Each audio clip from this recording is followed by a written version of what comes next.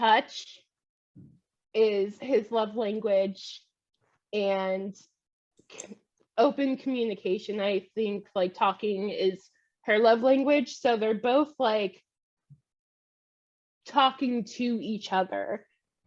Welcome to The Story Thinker, a Webtoons and Witcher podcast for superfans with scene-by-scene analysis. Featuring sharp co-hosts for a fuller picture, we dive deep into character psychology, relationships, and theories. We'd love it if you could like, subscribe, comment, and rate us on all podcast platforms and social media. For bonus content, you can support The Story Thinker on Patreon. Let's begin.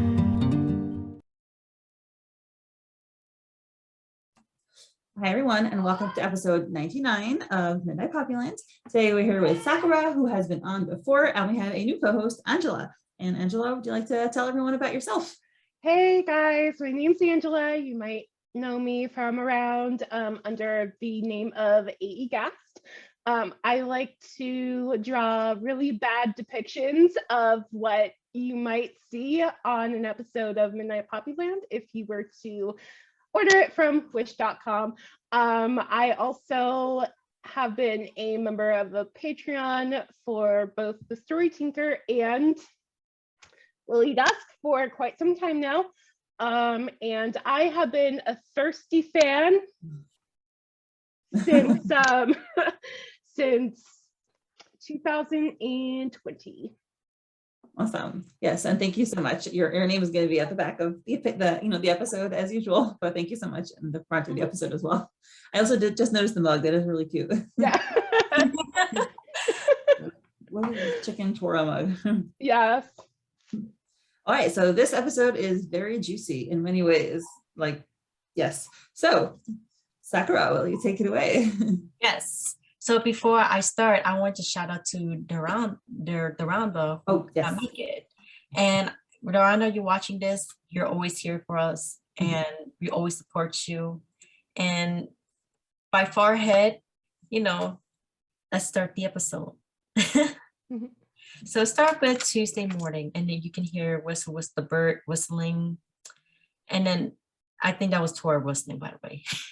And he looks very happy. And then now Quincy starts to say, you're in a good mood for someone who's on his LadyLibris shit list. and then Quincy's making that cross eye. It's like, it looks like he doesn't sleep much. So he said, there's something happened while I was tossing and turning in agony and all by myself last night. Why was he tossing and turning in agony? I mean, all by myself, we're going to see, but what was on his mind? What's happening? Is there something, or is it just Quincy being dramatic? Yeah. And then, go right ahead. I don't know. I'm trying to figure out if he's actually worried about maybe the mafia stuff, or is he so obsessed with Tora and Poppy that he's like, what are they doing? I can't sleep. Why couldn't he sleep? Does he not like to sleep alone? Because you always have to have someone with him, in which case I volunteer as tribute. I feel like it's actually true, because during most episodes, I think the recent rep episodes where Tora was sleeping on the floor, it seems like he never slept by himself. So especially he's with I think what's her name? Corey. Yeah, she was basically sleep next to him too, so he's more having that codependency right there. Partner sleeping. I think a lot of it, sorry. No, go right ahead.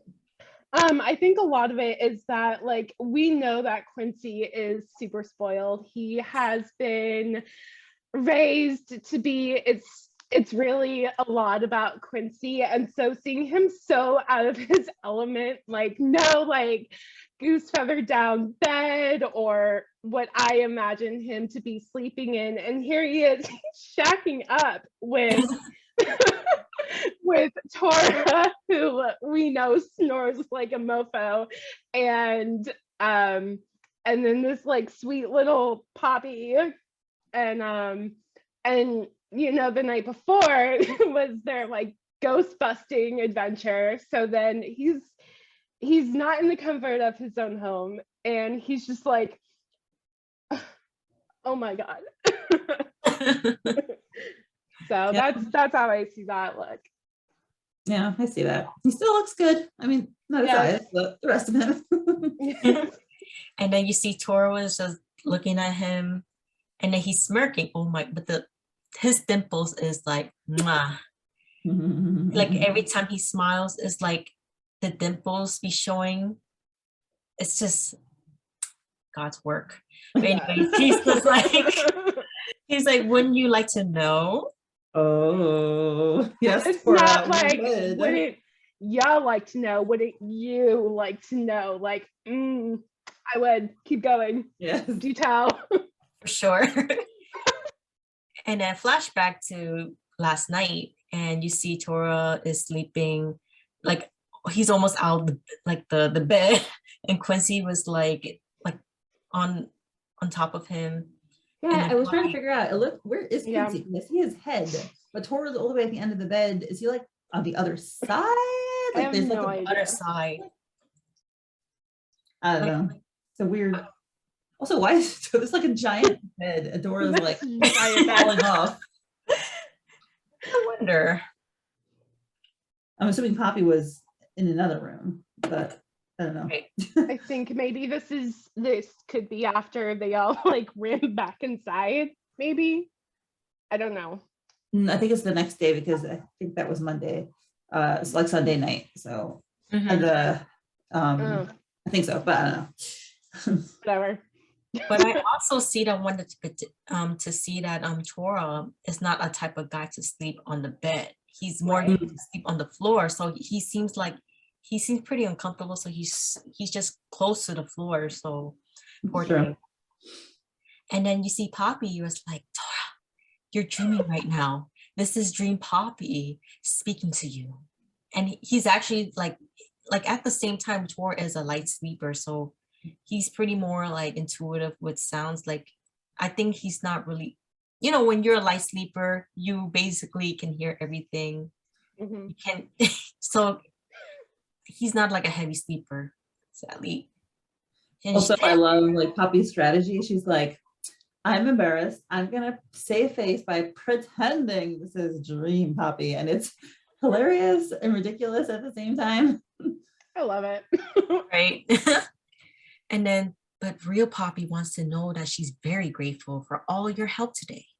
Also, your hair looks nice. And she has something to tell you, because she's still not talking to you, but she doesn't want you to feel bad either. Oh, that is so sweet. So like right there, she's like starting out with, I'm super grateful for you and what you've done, but also I really like your hair. Speaking of which, what happened to his undercut? Did you notice that his undercut this episode was like gone? Yeah. Oh. I think it's because when you do have an undercut, like when your hair is down, you just won't see it. Okay. Yeah. Right. So yeah, I think that's why. But yeah, she first is like, first I'm grateful for you, but like you're also hot. So like so feeding his ego just a little bit. So cute. And then she goes, so if you're still awake, meet Dream Poppy at the porch. Dream Poppy. She like emphasizes it. Right. But don't take too long, please. It's super creepy out there. And then Tora opened his eyes. Yeah. And he sits up, and then he went out just to listen to Dream Poppy. And before we go on, I just want to point out how comfortable they are. The fact that like they've gone from, not meeting each other at all, not knowing each other, and now they're just like, she's cozying a bed. I don't think she was sleeping there before. I think she had her own bed, but like she kind of like came in, but she's just in her jammies. He's lying down. They're both like not really very much dressed, and they're very comfortable with each other. Like she's just on her elbows, her hair is loose. It's really nice to see that, comfort and security around each other. Right. And then Tora was just like heading out, listening to Dream Poppy, and then Quincy was just thinking, says, my God, you two dingbats, just fuck already. So cute.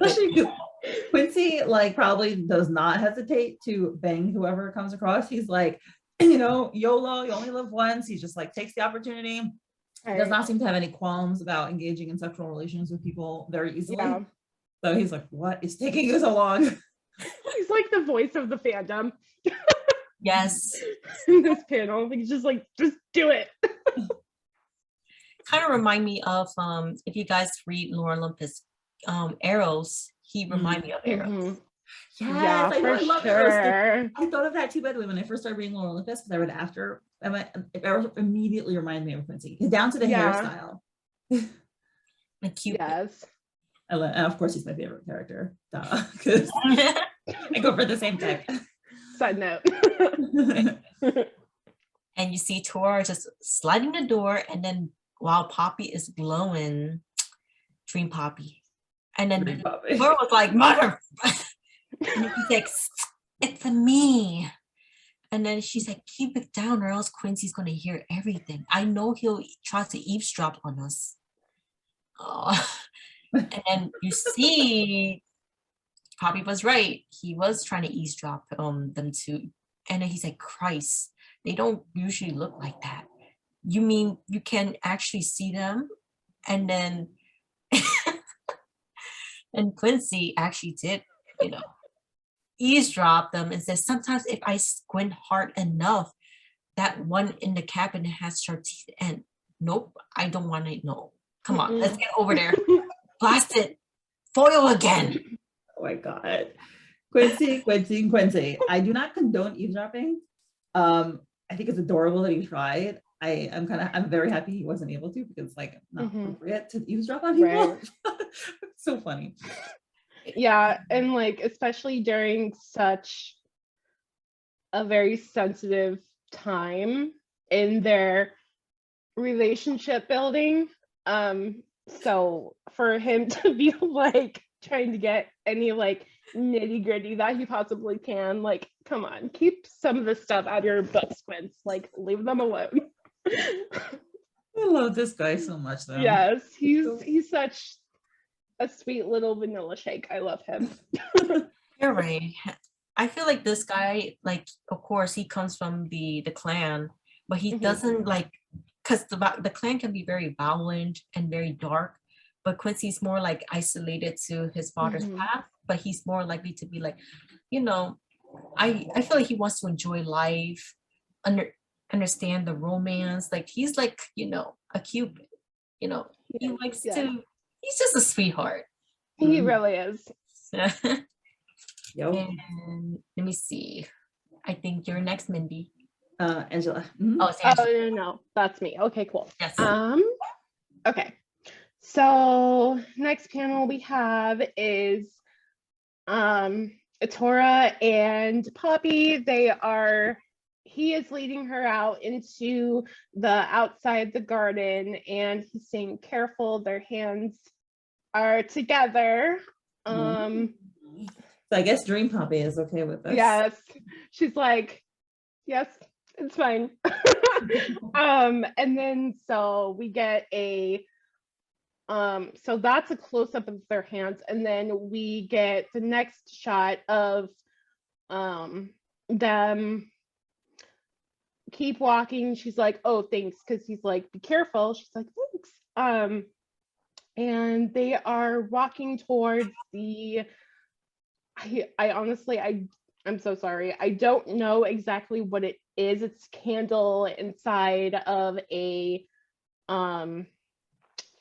stone. I have no idea what they are called. Pretty candle holder. Yeah. But this is the part where she's lighting the candle, it's sizzling, and then it goes to her saying, don't go out, we need you, which lighting, if we know, is a huge part of Tora in general, like keeping that light on. So yeah, but it's a great metaphor. A couple people pointed out, like, Poppy's like, no, we need the light, in our relationship, or light in general is a symbol of warmth and illumination and clarity and understanding. They're about to have a very clarifying conversation. Yes. So it's very symbolic.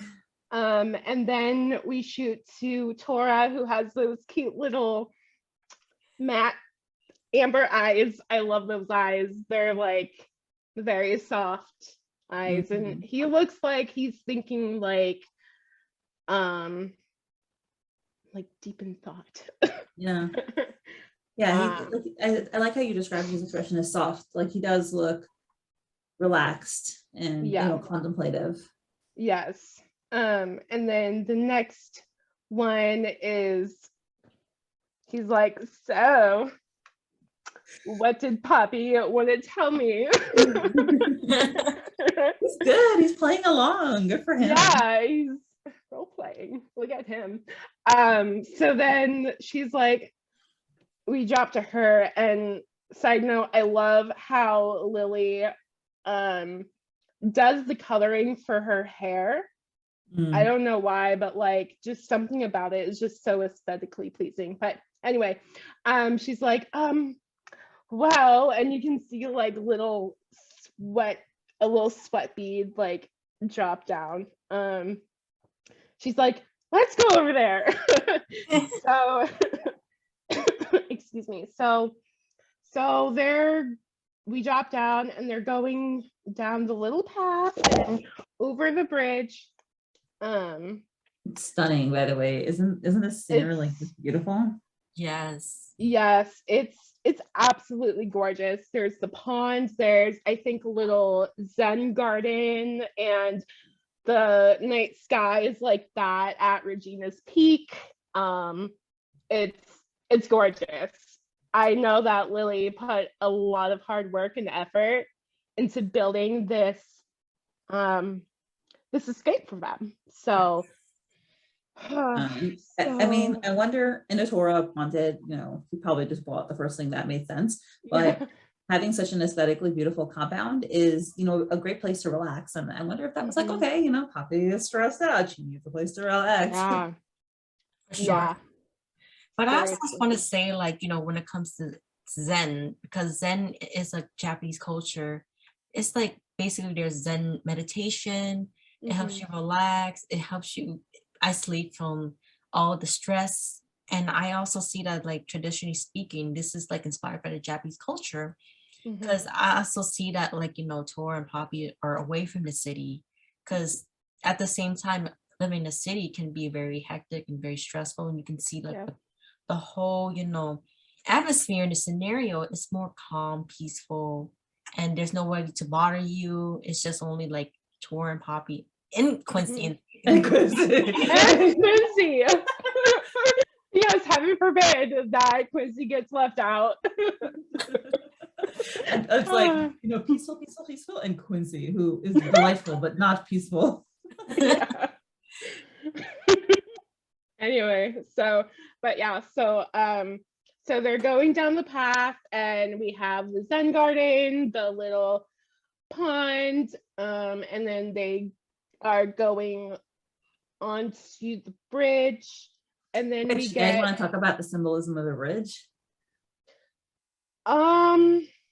Yeah, definitely. It's deep. I don't know how to word it without like sounding stupid. Okay. Sakura, do you have thoughts on the bridge? Yes, so this is actually give me a reference. I used to watch this anime. It's called Spirited Away. And one of the so let's say Chihiro was the girl who was a human. She met her like old friend, and his name is Haku. And that bridge is actually represent like once you met someone, you can never forget them. And also it actually means that it's how you're at that bridge, and you basically meet someone and you talking to them and how you associate with them. It's like, also it's actually giving me like an atmosphere that once you met this person, you can never forget them, their faces. Like, that's giving me like the whole like relationship between them both. Because the scenario is actually giving me that like with Tora and Poppy. Yeah. It's like even their distance, they just literally they may not forget each other. They're already been distance. they try to Yeah. distance themselves, but it gets closer.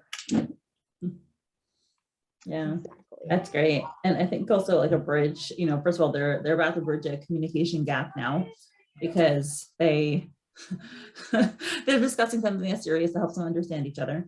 And obviously a bridge like takes you from one place to the next. I think the relationship is progressing. They're going on it together, you know, on this journey together, you know, being a couple together. Yeah. Mm-hmm. And then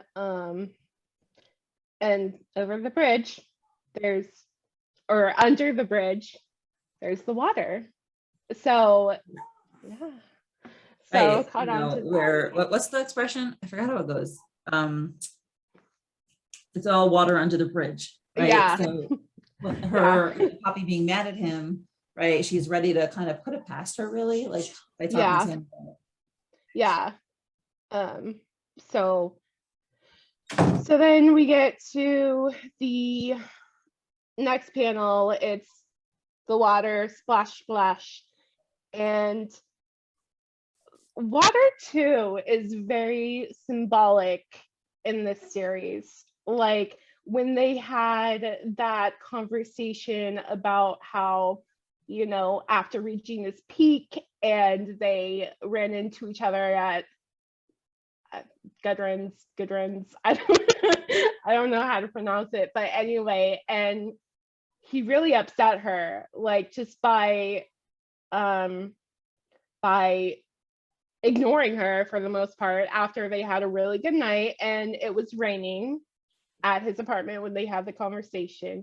Another time when they were at their joint birthday party is when they were watching the fishies, and she's like, yeah, so we're kissing, we're kind of drunk, but let me tell you how I feel. So there's that water aspect again. The pond at her house. Yes, the pond at her house, doing the naughty midnight swimming, and then like then that huge long freaking day, Friday, they were at his house and it was raining, and yeah, so rain, water, cleansing, and now they're going over the bridge and there's water under the bridge, so now they're about to have this other big conversation. So she's like, she wanted to tell you that she understands and appreciates what you've done, but she's mad at you because it isn't easy for her to trust, but she trusted you. And you see them, they're peering out at the water. They're both on the bridge looking over, but their bodies aren't, they're standing side by side, but they're not, their body language is very separate. So she's like, and when she found out you were hiding something this huge from her, that trust broke into many little pieces. Aww. So With him. That's very yeah. important. Yeah. You know, I think that I love this episode because the communication here is amazing.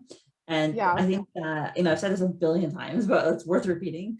So many stories end with you find your love and that's it. Like you find the one that you're like compatible with and happily ever after. Right. And this story really shows you the progression of a relationship and the difficulties of a relationship. And like any real life relationship is like that. You know, there's misunderstandings, there's getting to know each other, there's understanding what hurts the other person and how you accidentally do it without meaning to. And, you know, there's mistakes and growing from your mistakes and becoming better. And that's in this story so much. And it's just so amazing to see it because it's so realistic and it's so inspiring. And like any relationship, even the best relationships, need a ton of work.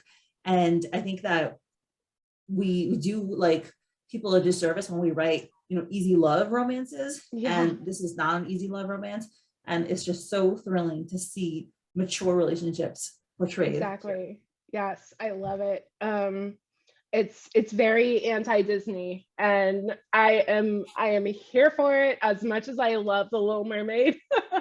um, I thrive for real human interaction and relationship building. So that's what you get. It's like a buffet of like realness.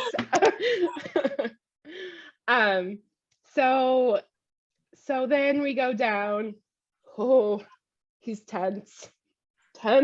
He's got that like that look in his eye. That he's almost about to shut down, and it's very dark on his side, and you see that like frown starting to form. But then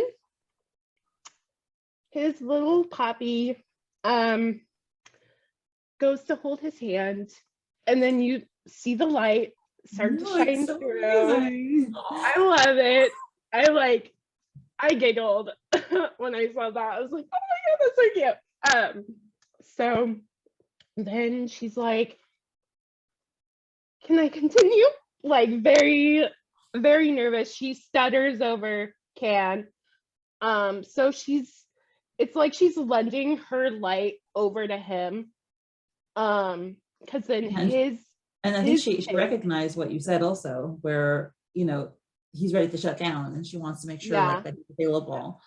Yeah. And someone brought it up that, well, I mean, we tend to bring it up a lot of the time, but touch is his love language, and open communication, I think, like talking is her love language. So they're both like talking to each other, because then you drop down and his face gets soft again. Like oh, she's touching me.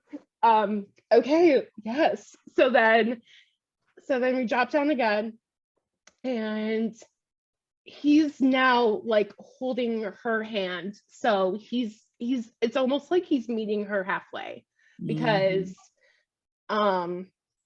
at first it was just her hand that was, God, this is gonna sound so pervy, but it was her hand that was dominant.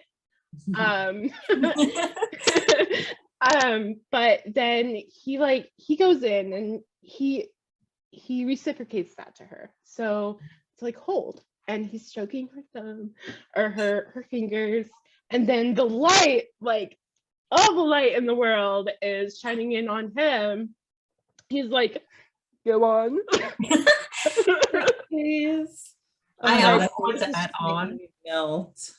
It's like that sensitive, like I'm here for you, even though it's hard for me to listen. Like last time I saw that look on him, like he was like touched by what was going on, was when they had just finished up dinner at her place in the apartment, and he's like, what do you want me to say? After she said like, thanks for catching me out of that tree. Like it meant a lot to me. So, and he's like, what do you want me to say? And she's like, you're welcome. And he's like, welcome. And she's like, oh, not so bad. So it's that face of being like truly appreciative of how that person is treating you in the moment when you're not very secure about yourself or the situation. That's very true. Because I want to add on, actually, is that with Tora and Poppy may have the similar situation that they're both sensitive. So they get triggered very easily. Because when Poppy is just like reminding him about those, like, you know, the problems, he gets triggered, and you know, when you're very triggered, you try to like not to get mad, but you're just like, just a deep breath. But then when Poppy was able to comfort him, but she doesn't have to like say it. She just, Right. you know, touch him. And then I see that like, you know, he's not happy. She know he's not going to be happy about it. Yeah. But at least he frowns. He's like, you know what? Let me just let her hear. Let me hear her out, you know? Yeah. But then with the same, you kind of told me about the same facial expression when he was in the apartment with her. It's like, yeah, I love how Lily is actually putting this all together. It's just yeah, she's a freaking mastermind, dude. Like, I love it. So then we drop down, and it's interesting because she's blushing, and her panel is a little darker. And she's like hella nervous because she's about to drop some like another truth bomb on him. So she's like, okay, well, thanks. She's like, so yeah, there's that. But the main reason why I've been avoiding you is that, and they're facing each other now. So like he's facing her. They're on the opposite side of the bridge, but they're parallel to one another. So then she says, his body language is pretty open to her, I think. Yeah, because you know, their body language is like a story in itself throughout this this whole story. So then she says, the main reason that I've been avoiding you is that we only just had that huge fight last Friday. And then he's looking at her like, yeah, like, yeah, we did. And then we get, I think this is his point of view. He's looking down at her, and she looks sad. She looks very conflicted, and she's like, and I'm afraid I'd lash out and say something I'd regret to you again, and we'd argue again.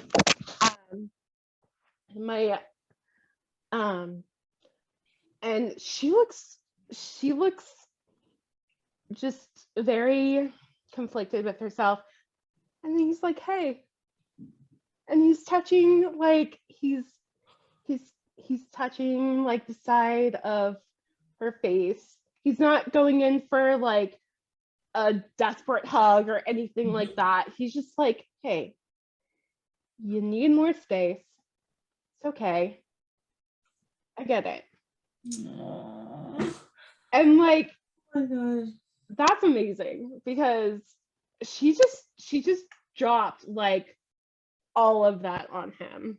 And she was freaking nervous about it, because she, you know, they did just have that big fight, and she didn't want to just go round and round and round. And then she's like, really? Like, nod. And tell me when to stop. Just tell me when to stop, because I forgot where I'm supposed to stop. Yeah, till they relight the thing. But okay, cool. Communication is amazing, and Tora's response is amazing. Like, he's not getting defensive, he's not argumentative, he's supportive and respectful. I mean, he's a saint. Not all the time, sometimes. Yeah, I mean, yeah, so there's that. And so she's like, really? He's like, nod. And she's like, and I love this part because it's like she's spewing out the words now, because we have nervous. And she's like, I mean, it wasn't easy for me to say all this to you either. There I was telling everyone I'm too mad to talk to you. And here I am swallowing my pride and eating my words. He's like, yeah, I get it, sweetheart. I do the same. Shit, I did do the same. She's like, really? Wait, you mean with me? When? Of course. She instantly switches from like, oh my God, I have to know all the details. Yeah. And he's like, when you signed Quincy on after I told you not to. Mhm. And so then we get that little flashback in season 1 where they are standing outside of the out of GGP, and she's having that conversation. She's like, why didn't anyone tell me? He's like, I did try to tell you. But would you listen? No, you just went on about your stupid presentation, I remember that because that pissed me off. Anyway, backtracking. So then he's like, and then you found out who he really is on your own, and I felt like an effing idiot for, I don't even know what the F for. So, and he's like, but I was pissed. And she's like, gasp, I knew it. I have to say, by the way, I think this is like one of the few times that Tora is opening up about his feelings, because I think he finds it easier to, let other people talk about their feelings, and like even to be like sensitive to Poppy, and tolerant of difficult truths that she has to tell him. But it also takes a kind of vulnerability to talk about your own feelings and to validate your feelings. I think that a lot of people don't validate their own feelings because they've been taught not to, or because of their background. And it's a very good sign of emotional health when you can say, I felt upset, I felt unhappy, I felt angry, and and talk about it calmly. Not, he's not accusing her at this moment. He's just acknowledging how he felt. And I think that's very emotionally healthy, and great that they've gotten to that stage. Yeah. Oh, absolutely. And even if it, I don't know, maybe I'm like jumping forward a little bit too much, but even if he's acknowledging it now, at least he's acknowledging it so that she doesn't continue to, stew, if you will, on that feelings. Because I know with jewelry, like, he would just make her think she's crazy over like every little thing, but right now he's just admitting it. He's like, yeah, I was pissed. And we see her and her body language, she's so cute when she's mad. She's like, she has that face, she's just like, I knew it, and she's like holding the blanket but to her. But what I think is kind of interesting is that, like, with clothing, it's still kind of this thing where she's still kind of like holding herself into something. I don't know. She's like she hasn't completely exposed herself yet. There we go. It might also be cold, but yeah. But like an element of comfort and not, being able to. She's a 𝗵𝗵𝗱. Burrito. So then she's like, so it wasn't just my imagination. You were avoiding me back then. You just wouldn't admit it. And I had to put up with your silent treatment for an entire week. You chicken shit. I love that. And she's like, she's getting very courageous with how she speaks to him too, because she's not like someone who has a super big like potty mouth.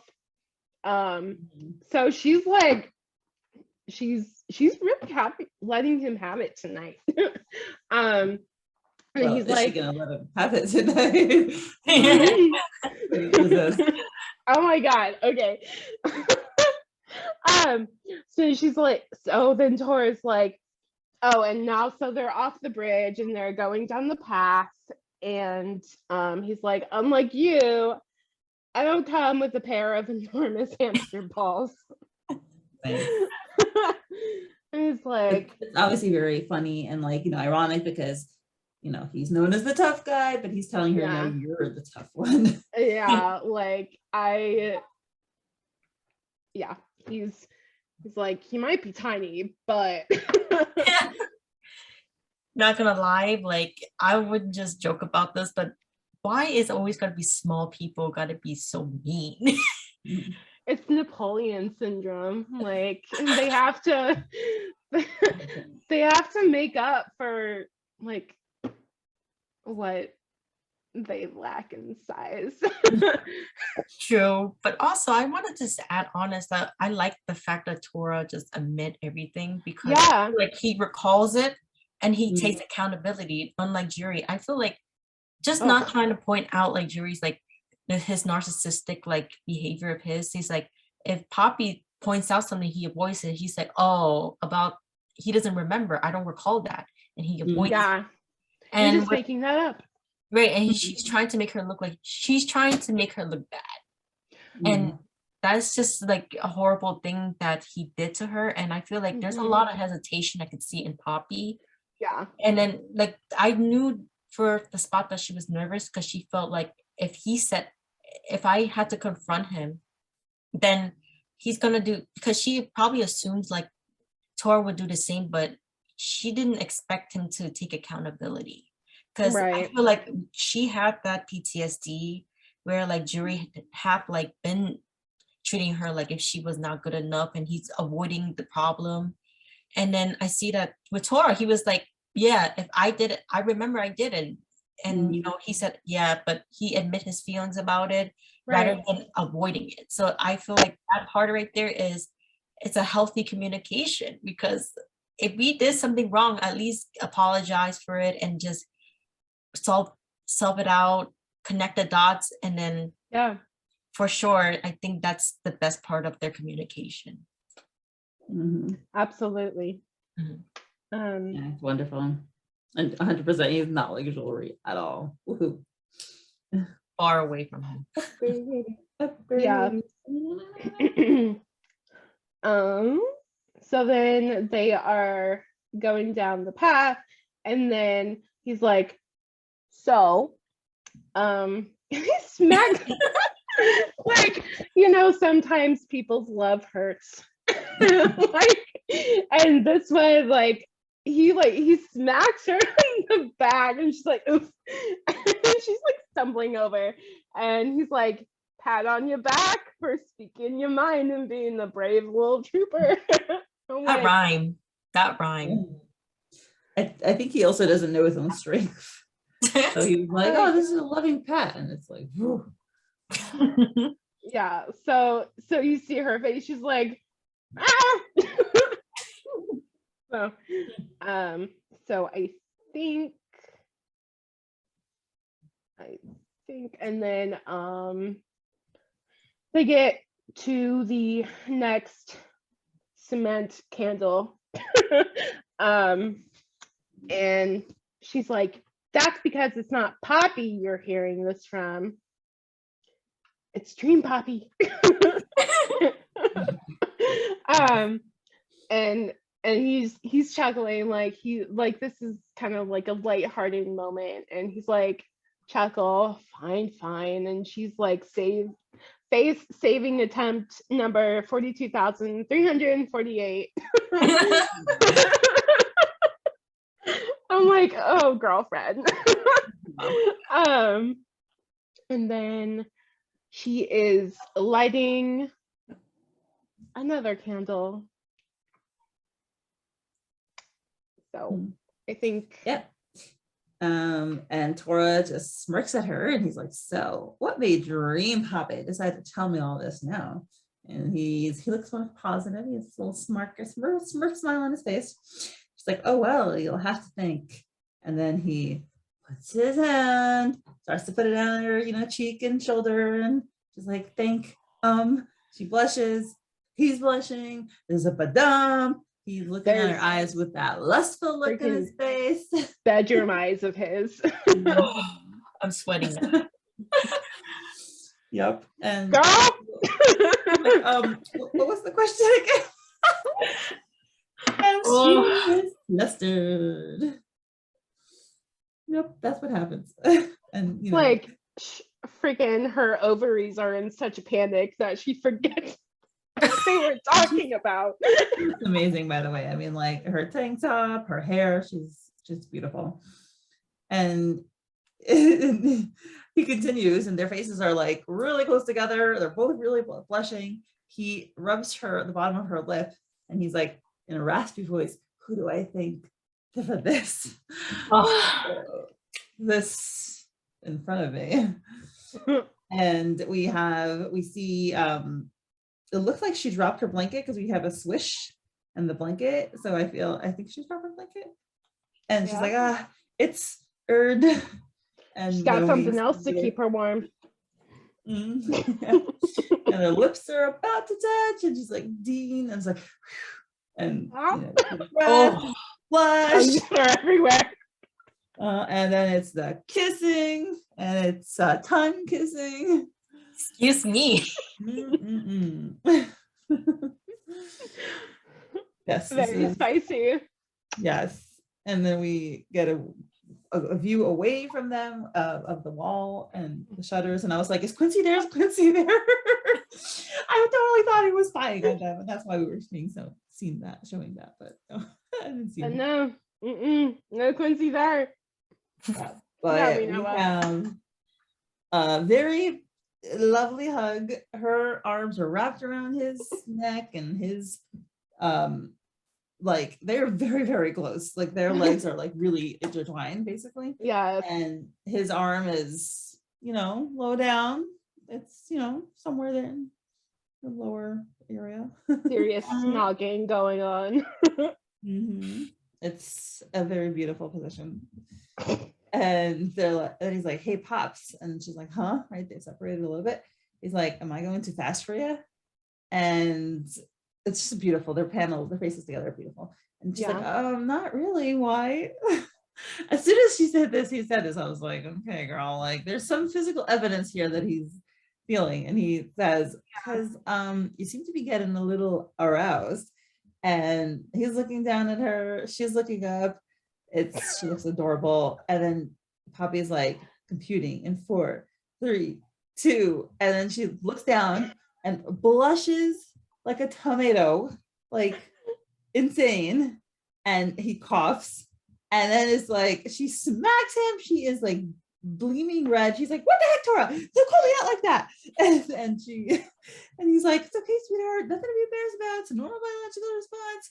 I'm not laughing at you, I promise." And like, and he hugs her, I think because he wants to spare her embarrassment, I guess. Yeah. She's like, "Whatever, let go of my head. I can't breathe."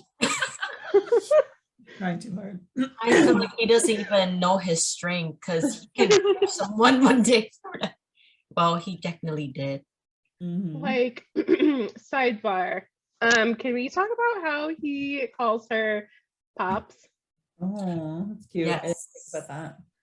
So, like, I'm thinking, I don't know, maybe this is like too in depth, but like they are in like a compound. It's like a fortress in there. She's safe. He doesn't have to call her Bobby. Like they're just there, and he's protecting her already. I love that he calls her Bobby. Like that seems to me like his pet name for her, but like their guards are like completely down at this point because they are in that, like, they're in that fortress. So he's like, "Hey, Pops." And I'm like, "Wait a second, her name's Bobby." And then I'm like, "Wait a second." So yeah, like his guard is down, her guard was down, and he's like, "Hey, Pops." And I think that was like, after I thought about it for, a while, and I'm like, okay, that's actually really cute. And I was having a conversation with one of my friends about it too, and I'm like, yeah, it's okay with me. He can call her Pops. But I thought that was interesting. And then that like look in his eye when he's like, "Am I going too fast for you?" He's got that like furrowed brow. Like he's worried that he is rushing her. And he wants to make sure that like he's not, that she is in control of the situation. But anyway, that's just my little. Yeah, it's funny, I was wondering, I was like, I thought that he was actually saying that to like point out what was happening physically with her body, so he could kind of like feel proud of what he's doing to her.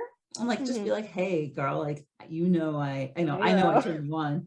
I thought that's why he was asking that, but I like your explanation as well, where it's like respectful Tora as opposed to like proud Tora. Yeah, like, hey, I know that, I've been pointing into your pants for a while, but like, but I still want to make sure that you're comfortable with doing this. Anyway, go on. But yeah, that's the way I interpreted it, was like he just wanted to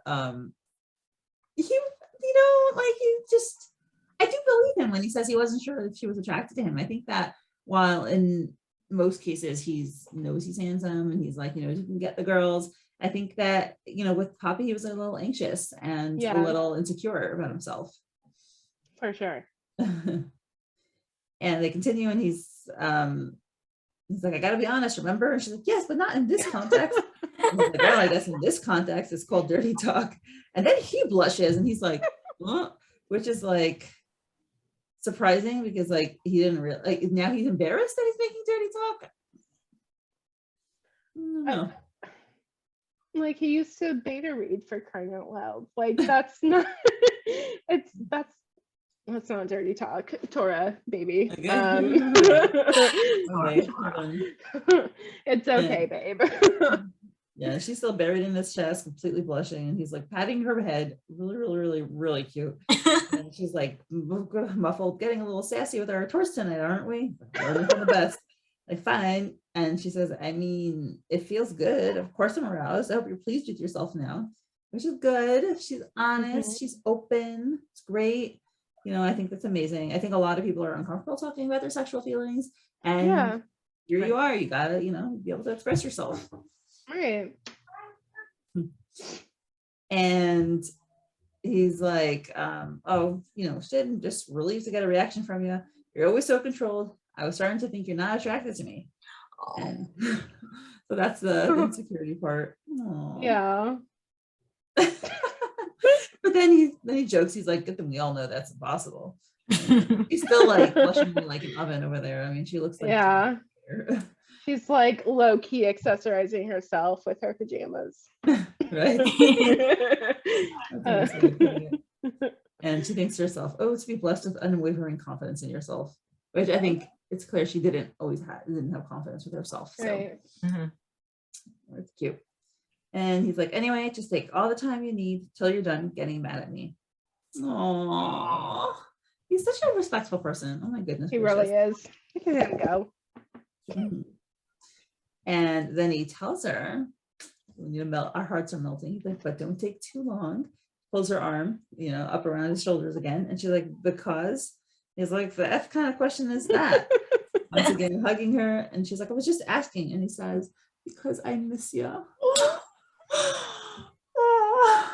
He's got those fierce freaking bedroom eyes though, like going on. Like, oh my god. I love it. We're so open to her. He's telling her what he feels. This is emotional porn, okay? And it's great. That is what women want. What do women want? A man who confesses his feelings. Yes. While giving her those like come hither eyes.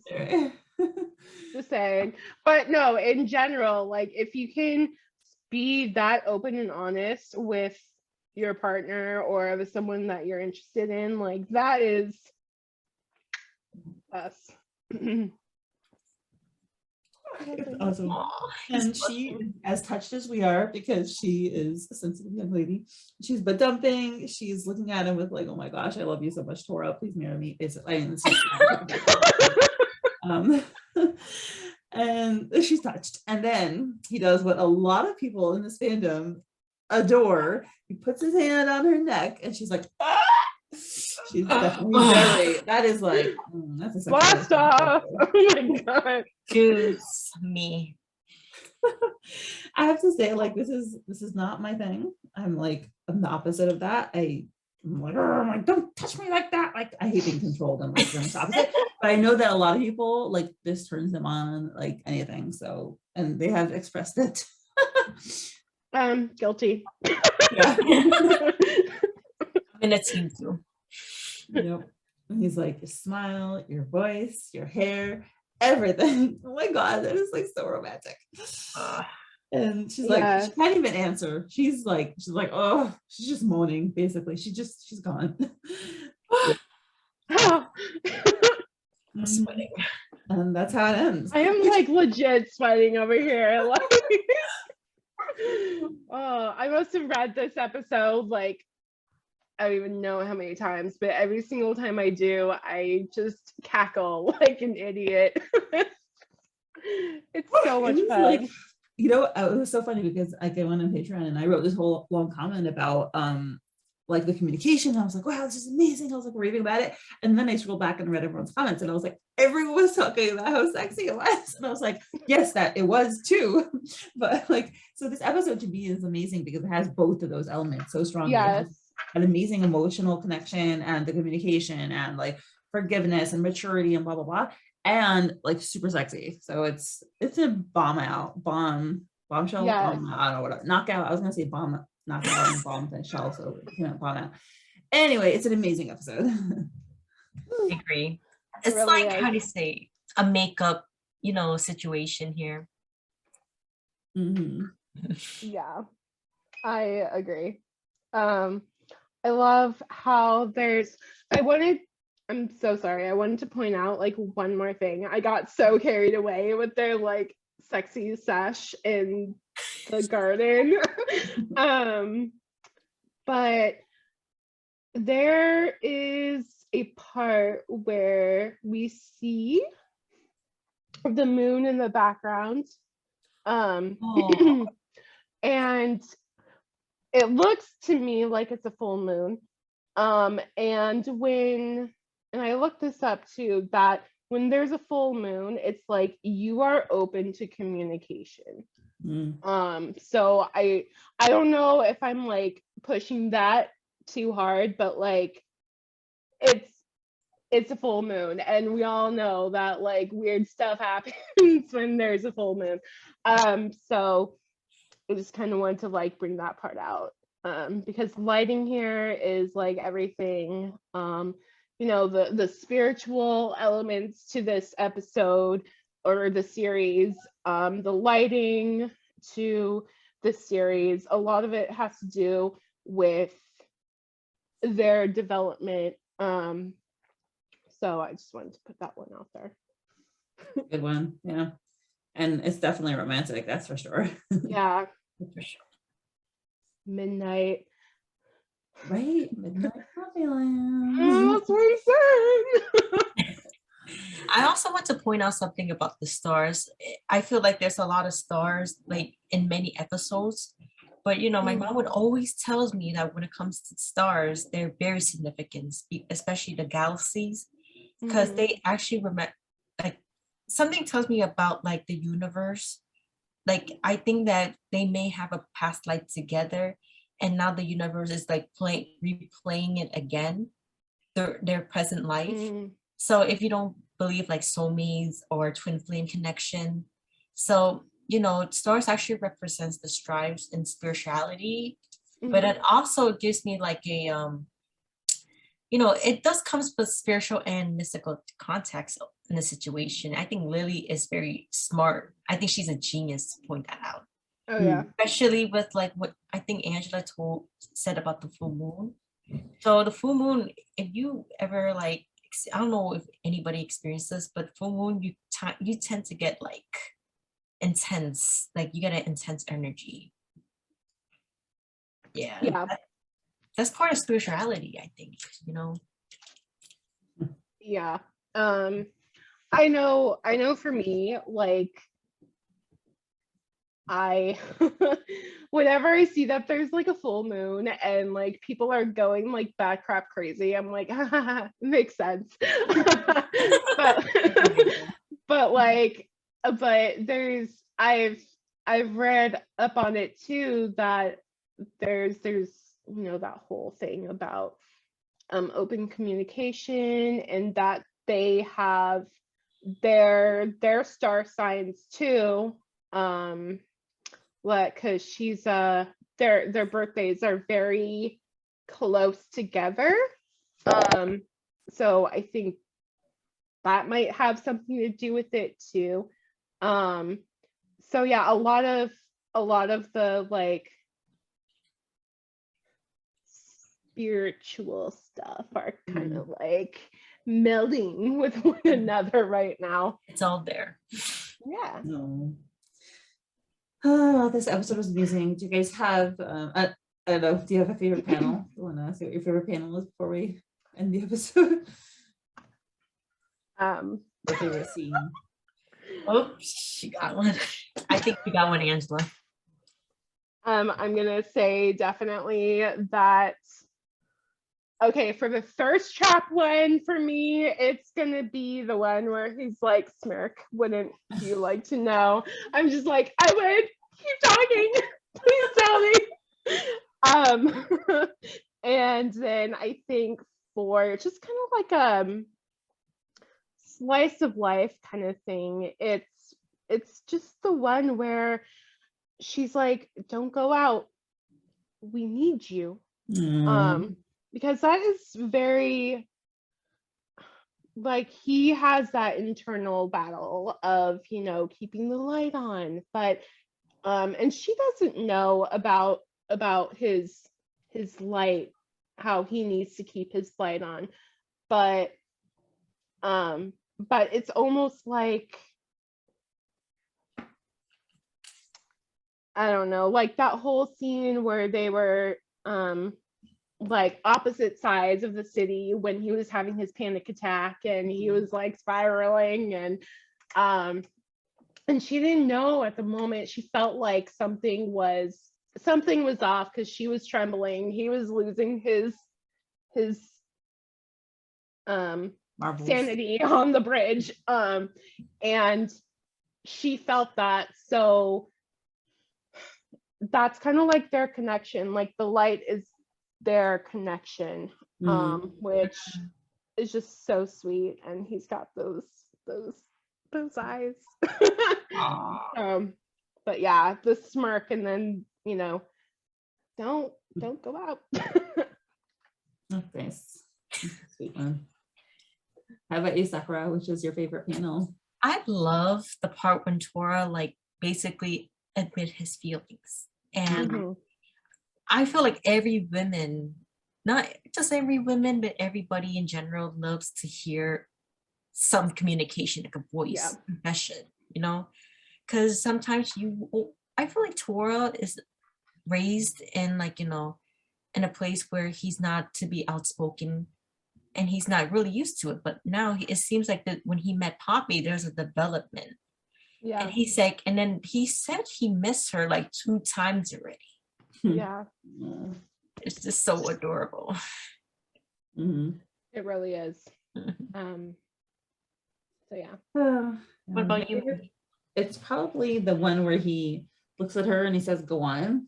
That expression, he kind of is also drawn a little bit like the older Tora, and that just puts me back into those days. But it's a very vulnerable expression, and he's just showing how he's completely there for her. He has this little smile where he loves her, and he's ready to be emotionally strong for her so that she can express herself. And it's just a beautiful sentiment and a beautiful way for a person to be. I mean, I admire people who are able to do that. Obviously, like, I try to be emotionally present and all those good stuff in a relationship, and sometimes I fall short, and I am reminded of how I should be when I see a face like that. Yeah, for sure. Oh, well, ladies, thank you so much for joining on this episode. I'm so happy that we got to do this because it's such a good episode. I know, it's so juicy. Yeah, it's awesome. It was good. Well, I will Thank you so much to my current patrons: Suzie, LadyLibris, Lily, Jenny, Haley, Molly, Veronica, Emily, Joe, Rochelle, Saucy Tacos, Meg, Anne Rose, Priya, Alexa, Misty, Joanne, Hattie, Imelda, Esther, I'm Watching You People, Tori's Papacy, Marie, Emily, James, Jen, Aaron, Jane, Lily, Beckett, Miranda, Christine, Sadie, Kelly, Danielle, Teresa, Mrs. Castaldo, and Carrie. Your support is truly appreciated.